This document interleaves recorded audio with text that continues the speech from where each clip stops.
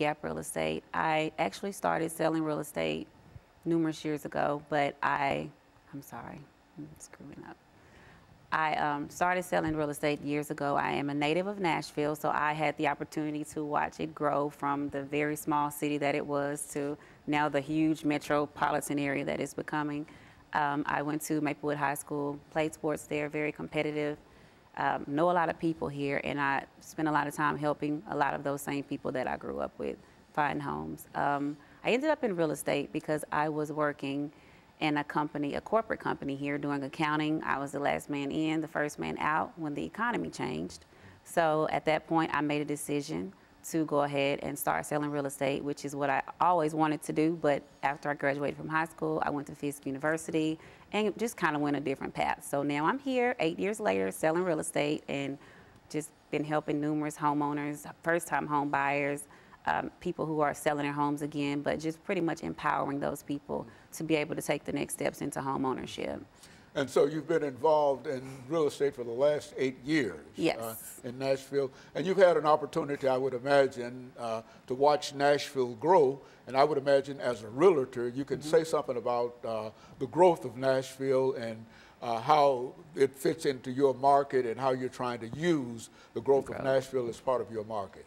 Well, the growth of the growth of Nashville has happened rather quickly. You have homes, and you can't truly live anywhere close to town for less than $275,000, and that's on the east side of town.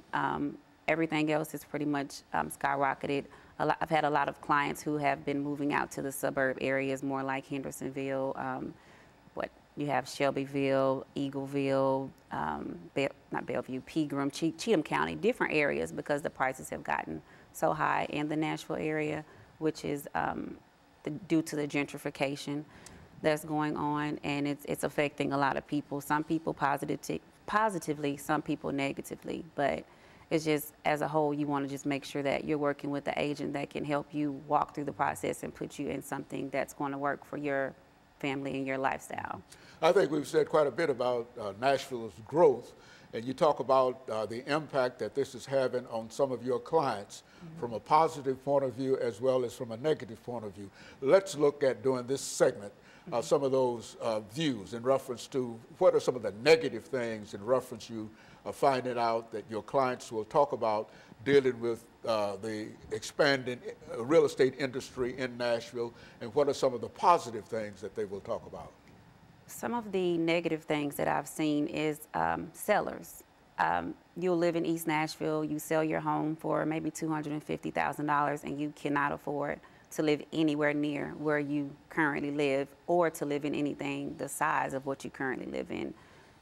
I have a client who wants to sell a 2,300 square foot house, they'll have to move into something 1,300 square feet that'll be in the same price range of what they're wanting to stay in. So the affordability of things, and just not really what they can afford, but what they want to pay. Because in mortgages, sometimes you're approved for more than you want to pay for your monthly payment. So it's just about staying comfortable in that space, and that's where a lot of people are having a problem.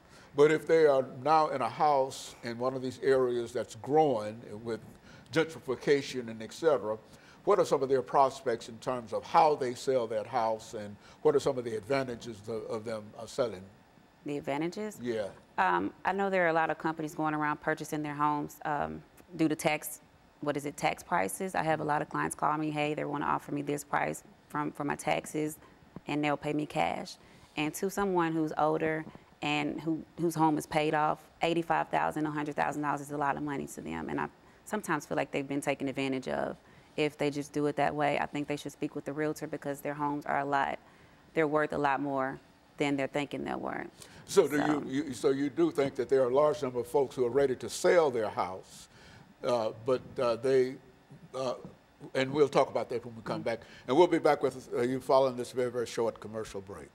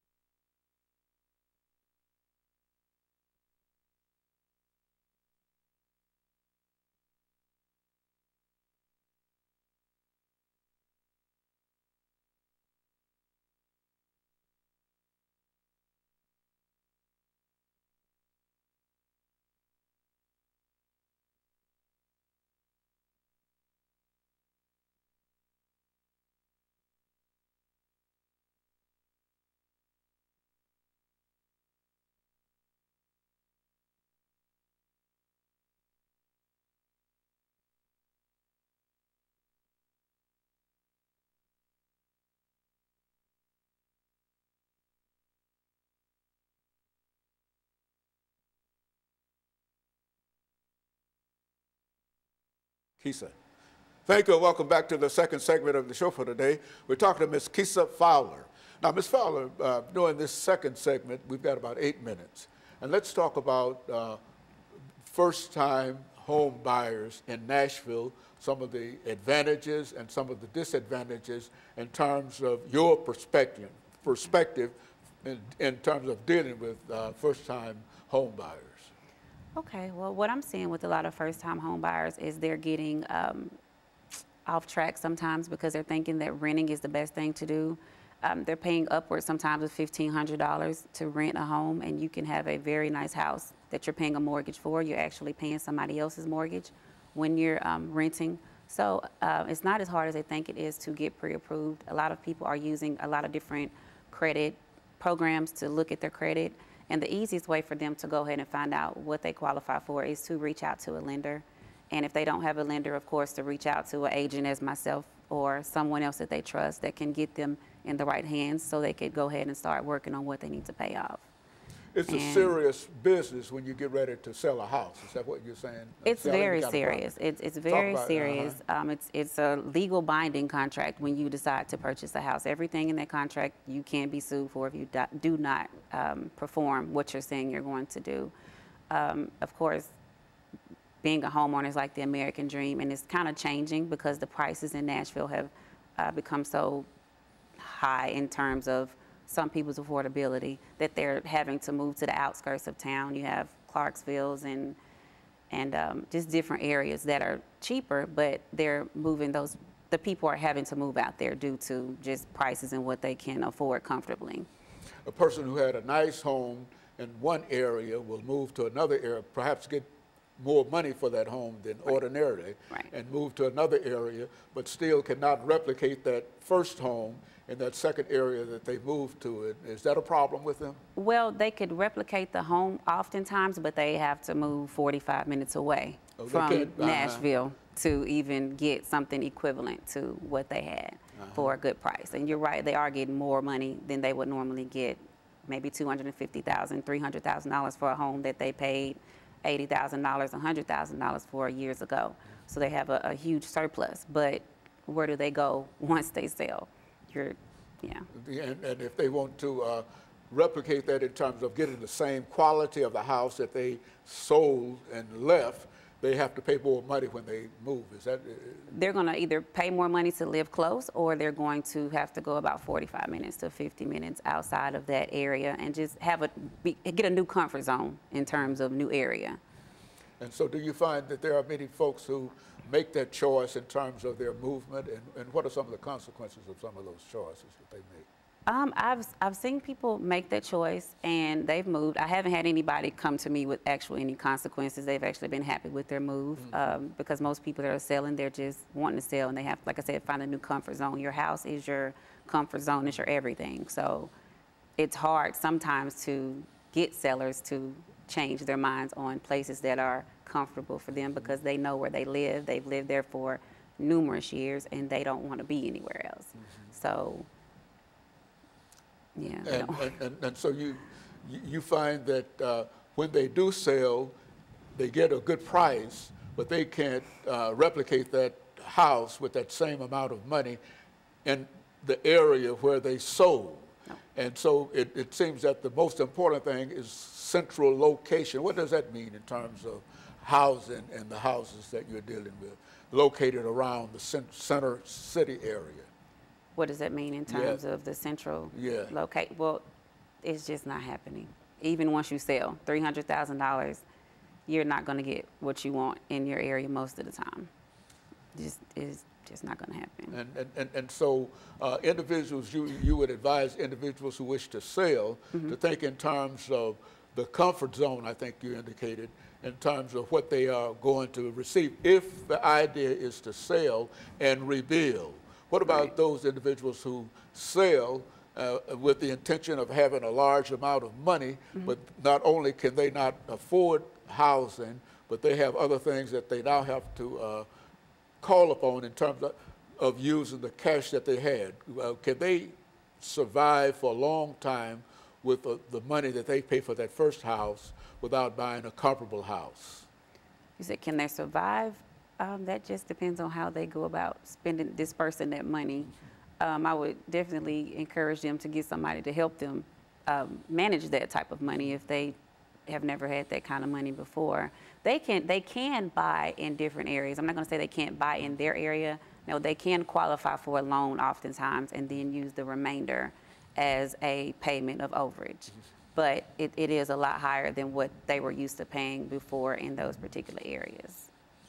Well, and what do you find in reference to some of the issues dealing with the homeless population and which people move in and out of these areas? There's nothing for you in terms of dealing with the homeless population, but is there anything within the real estate area that deals with, that tries to accommodate people who have been moved out of these houses? Not to my knowledge, no. I'm not aware of anything like that. I know that our homeless population is truly growing and will continue to grow as the prices become higher because the average person doesn't make enough money to qualify for a $300,000 home. I think read that we need $70,000 a year to live comfortably in the new Nashville that we live in now. And a lot of people don't make $70,000 a year. And so the average, you might say the average is about $70,000 a year to live in and around comfortably in the state.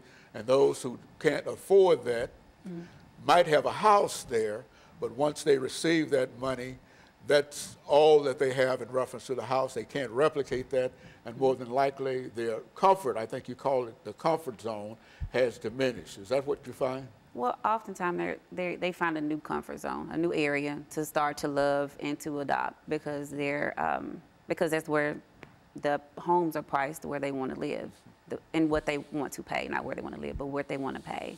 In certain areas, you still can get a nice home, a nice yard, different things like that. In Nashville, you're going to get a really nice house, but you're not going to get much space. But it's growing, it's beautiful, and it's working. And so you deal primarily with home buyers, people who wish to buy homes, and you're a home seller. You sell houses in a real sense, and so people that are looking for a house would come to you, and you would have an opportunity to show them where they could do, what would be the best advantage, and et cetera. Is that what we're doing? And we'll talk about that later when we come back to the second section. And we'll be back with you following this very, very short break.